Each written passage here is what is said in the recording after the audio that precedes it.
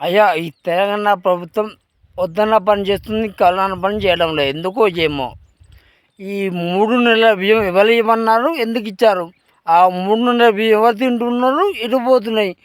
ఏ కోళ్ళ బలాలు పోతున్నాయి? ఎవరు తింటున్నారు? ఏం కదా చెప్పండి ఒకసారి. కోళ్ళు తింటున్నాయా, మనుషులు తింటున్నారా చెప్పాలి కదా.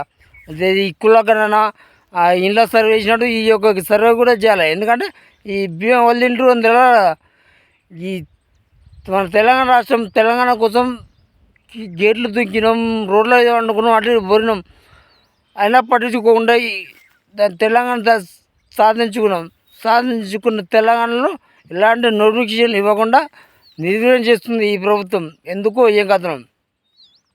తెలంగాణ కోసం గేట్లు కాలేజీలో గేట్లు దుంకినాం, రోడ్డు వండుకున్నాం, అటు ఇటు బొరినాం. కాకపోతే అప్పుడు ఇంత పెద్ద ఫోన్లు లేవనుకుంటా, నేను వాడలేదు అనుకుంటా, ఫోటో ఇట్లా ఉండలేదు లేవనుకో. మరి ఈ నోటిఫికేషన్ ఎందుకు ఇవ్వడం లేదు? తెలంగాణ రాష్ట్రంలో చాలా కష్టపడి ధర్నా చేస్తున్నాం. మరి ఎందుకు ఇవ్వడం, ఎందుకు చేస్తున్నారు ఇట్లా అర్థమైతే లేదు. మరి ఎవరి కోసం? వాళ్ళ ఇళ్ళకి వెళ్ళి ఇస్తున్నారా పైసలు ఉద్యోగులకు? ఉద్యోగం ఇస్తే నాకంటే రాకపోక వచ్చేటోళ్ళకి రాదా? ఎందుకు ఇస్తలేరు?